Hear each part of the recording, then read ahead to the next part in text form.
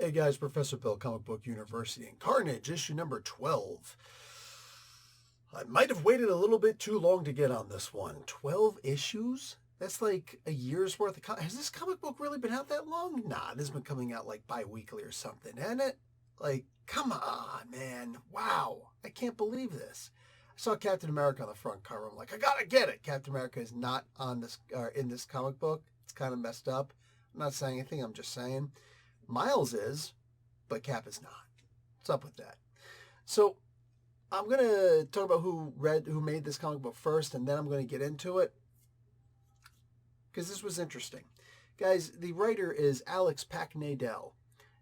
The artist is Francisco Manna. Eric Arcianega on color art, and VC's Joe Sabino doing the letters. The cover art is by Kendrick Kunka Lim. I don't know if he's related to Ron Lim or not, but enjoy that Infinity Gauntlet.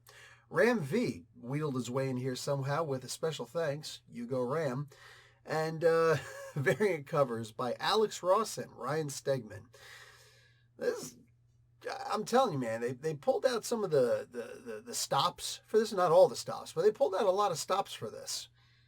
I mean, 12 issues in, and you got, Stegman on this. It's like, it has to do with Carnage and Venom and all that stuff. So, I get it. You pulled in Alex Ross for this? Damn. This dude's been getting a lot more money as of late. What's going on? So, there's a lot here. I'm going to actually read this preamble here, this forward to this comic book. Because a lot has been happening lately. The Carnage symbiote has been rejected by the only host it's ever known, the serial killer, Cletus Cassidy. Without a host, Carnage has spent weeks consuming the abilities of superpowered individuals and making itself stronger for purposes unknown. It has also taken an interest in NYPD Detective Jonathan Shade, interesting name, which doesn't bode well for the detective. Meanwhile, Cletus has been undergoing changes of his own. His soul currently inhabits an otherworldly symbiote dragon, that's messed up, itself infused with the highly advanced extremist virus. Come on, man. Come on, man. Is this thing also related to Warlock and the Magus? Cletus also has found, I was going to say that's wrong English. Cletus has also found a new companion in a serial killer named Kenneth Neely, who has long idolized Cletus. But Neely might be learning that there's truth in the old adage, never meet your heroes. Now Cletus is back in New York, and with his new form that is part symbiote, part Stark tech, he's even more powerful and more dangerous than ever before. What in the frickin' hell is this? So somebody's been pulling out all the stops here, man. First off, they're still going with the Donny Cates stuff with the symbiote dragons and stuff like that, which, they never really had anything special to do except fly around and look cool back in the day, and it's like, you beat up the dragon and that's when Null pops out. I get it. But then there's also those other dragons running around, right? There's Alex Packnadel at this point. He's running around here. This guy's introducing new characters into the genre with this police detective and this this other guy. Who's this other guy? They said an interest in Jonathan Shade, and then also this guy who took Cletus Cassidy as a hero, Kenneth Neely. Like, he's introducing a whole bunch of new characters. And I'm going to, look, the whole dragon thing with the extremists and stuff like that, it seems kind of extreme, but I haven't been reading those comic books, so I don't know how good it's been. What I will say is this. I want to read, before I actually get into the actual review, I want to read the first couple pages of text boxes here, because I'm impressed. They say Brooklyn's another planet. It's certainly felt that way ever since the Fantastic Four set up shop in Manhattan. Really great callback to the original Marvel version of the Silver Age, which many people will also consider the Silver Age. Let's be realistic. I know, Flash issue number 4, first appearance of Barry Allen. Yeah. Like, in all honesty, it's another Flash. How does that initiate a new Silver Age, right? In theory, sure, but when Marvel introduced the Fantastic Four, that's kind of something there. When Marvel, realistically, like there's a lot there. There's a lot to unpack. Give Marvel credit for something in the history of comic books, all right? A Brooklynite's windows will sometimes rattle with the footfall of gods and monsters, but for the most part, the madness of Manhattan stays there. Todd's Diner sits in the intersection at the intersection of St. Mark's and Buffalo Avenues, and it's always felt 1,000 miles away from that breathless world of I-beams and enchantments. First off, they're heat rays, and Cyclops does them better than anybody else. There's a Gail Simone reference. It has a dwindling yet loyal clientele, most of whom remember when Todd himself was still behind the griddle. God, this feels so homely. Like I want to go to Todd's Diner, except for what happens next. Sure, it has its fair share of drama, but nothing unusual for a major American city. No, Todd's has always been a place of bad coffee and big smiles, a place of sanctuary, until tonight.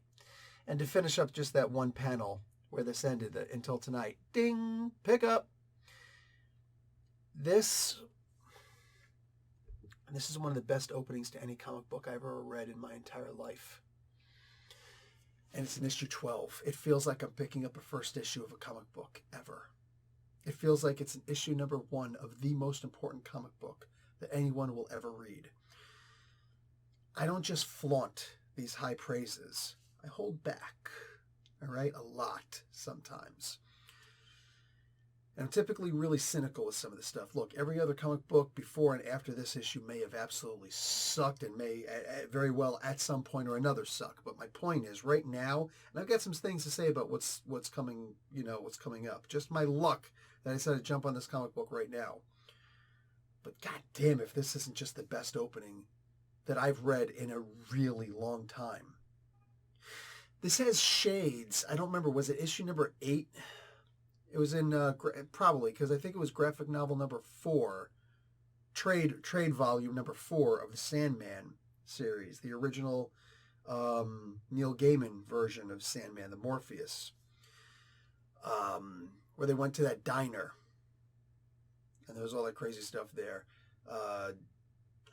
Jebediah Kilgrave is the Purple Man in the Marvel Comics. It's funny. I think he was also issue number 4 of Daredevil, if I remember correctly. But yeah, anyway, long time ago, before I was even born, Purple Man was there, and Purple Man was never a threat the way that guy was. I know his name, but I can't remember right now in the Sandman comics. And this is basically Alex Packnell-Dell having recently reread that, probably for the 80th time, and saying, I can do that. And he did. Look, this wasn't like that because he's not trying to replicate the whole thing. I mean, it's pretty clear what his intent is. He's here to put the fear of Cletus into you. Good job. He makes this stupid diner feel so personal, so quaint, so unique, right? If you're from Jersey, you've been in this diner. I know it's in Manhattan, blah, blah, blah, and if you've never been to Jersey, you don't get it. It's the diner capital of the world. I don't care if you've got a cool diner by your corner. Go to Jersey. You'll understand. Until then, it felt like I was back in Jersey for a second. I'm positive I know the diner that Alex Packnell was sitting in at 1 o'clock in the morning, ordering eggs and steak, thinking that he's in a frickin' Denny's, and those are right down the street from every diner also, ordering some food while he's writing the script for this comic book. God damn, this is good. This is such a well-written comic book. The art in this comic book reminded me of, you know how sometimes the art, when Ryan Stegman was doing the Venom books with Donnie, and they were just killing it. And we'd be sitting there just aghast at how good the art is. Like, this isn't right. This isn't fair. You know what I'm saying? You're putting too much of a strain on the other artists to try and keep up. Nah, dude. There are times when you get a great artist on a comic book and you're just looking at it like, holy crap.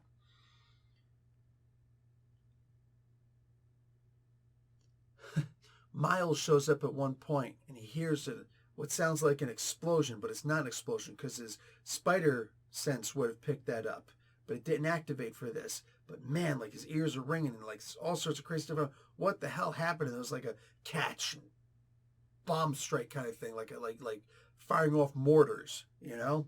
If you never fired off a mortar before, you should put that on your bucket list. And when you see what it is, and they build up the suspense around what it is. And while you might be somehow, I guess, disappointed at what it is that makes the noise, when you see what's written on it. Alex Pack-Nadell finally found a reason for basket weaving 101 because he just weaved an intricate story. He weaved a hell of a yarn in this one, if I can quote people way older than me and probably dead by now. But I hope you get the point. This was a fantastically put together story that, guys, there were parts in here I clearly didn't understand because I hadn't read what came before. And oh my God, I almost lifted the desk like, well, a couple inches off the ground anyway. It's none of your business. But several inches off the ground because I saw an editor's note. I always sprout wood when I see that. Yeah, so good on you, editor. But man, I'm sitting here looking at this, man. This was such a well-written, well-drawn comic book. There's one part in here. Sorry, I'm going to make a joke really quick. Hide your kids for this one. If I can find it. When Cletus is eating in this diner, and the other guy says to him, right after that editor's note, God bless you. What was that, Will Moss? I think it was. Not sore. The guy says, like, are you still sore about the stuff back in the orphanage? Not sore. Curious.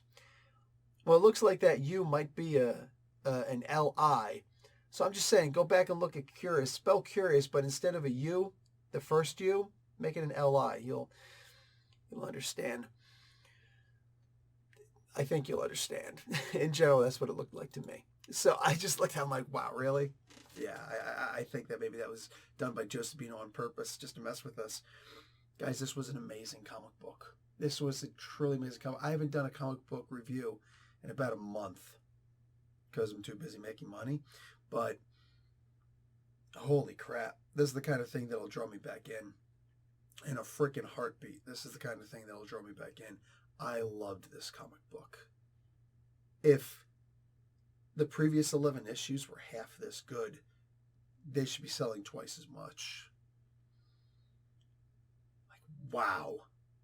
I feel like I actually did a disservice to the comic book community by not reading issue number 1 of Carnage, by just briefly looking it over and then, whatever. I don't even remember if I did a review on it. I just don't pay attention to stuff like that. I think I looked at it really quickly and I was like, I just don't have the mental faculties to do a review right now. So I just moved on. But man, holy crap. But the real test will come up what's next, because Carnage Alpha. God, Marvel, you got to just mess up a good thing. Hopefully Alex Pac-Man-Nadell is going to be on this, because at least then it could be good. But I really don't like it when Marvel's got to do a freaking event for every little thing all the time, every time, just because, sales. Make the comic book weekly if you need to. Make it weekly if you've got to. But just stop with the freaking events, because the stuff is so out of sync and nobody understands how to actually do a real event anymore. And I could say that again if you want, because I mean it. I could say it for the rest of the video. Nobody understands how to do an event anymore in Marvel. An event should be something that involves a lot of people and actually has some kind of a substance, while at the same time doesn't need to have anything to do with the rest of everything else that's going on in the universe.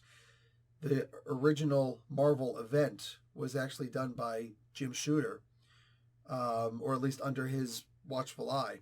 And that was the Champions of the Universe, I think it was called. What was that called? Marvel's Champions, Contest of Champions, Contest of Heroes, something like that. Anyway, and then he did Secret Wars, right? And then he did Secret Wars 2. Like all these really impressive events that didn't have anything to do with what was actually going on, while at the same time clearly had something to do with everything that was going on. And later on would actually have some kind of ramifications over long term, right? These, like, nobody seems to get how to do that anymore. Oh, and by the way, one per year is plenty. All these little mini events to go with the big events also, it's getting too much to handle. I just jump on this comic book and I'm mesmerized by how good it is. And then they go and they pull this crap on me. There's going to be an alpha coming out, and then there's usually issue 1 through 5, and then they're going to put out an omega. And just sell the freaking comic book. Do an annual once in a while. You know what I'm saying? Maybe once a year. But I don't see the reason to be doing a freaking event. I genuinely don't, even with what I'm seeing here. Also, shame on you for putting Captain America on the cover, but not putting him in the comic book. Nonetheless, I don't know what the event's going to be like. I don't know if it's going to be any good. I don't know if I'm even going to get into it or try it. But I will say that I wanted to read this comic book just to see what was going on, and I'm shocked that it got to issue 12, and I seriously, I swear to God, in my mind, it's like, did issue 1 just come out? Like we should be at issue 5 by now of Carnage, right? Issue 12? What? So I had to at least give it a shot. And it is sublime. This comic book had no right being this damn good. I'm pretty sure everybody involved in this comic book is going to wind up getting a ticket at some point, myself included, for giving it such a high praise. But thus, here I am. Guys, if you're not on this comic book, consider reading this comic book just for the sake of conversation, this issue. If you have been on this comic book, let me know what you think. Should I go back and read the previous issues? And it's got to be a lot of you. Walk this right by. I'm going to walk right by it also. I'm dead serious about that. Make a good case for me to go back and read it. I'll go back and I'll do a review of the first 6 issues. That's usually what the first arc is going to be, right? 6 issues. I'm more than happy to give my take on it.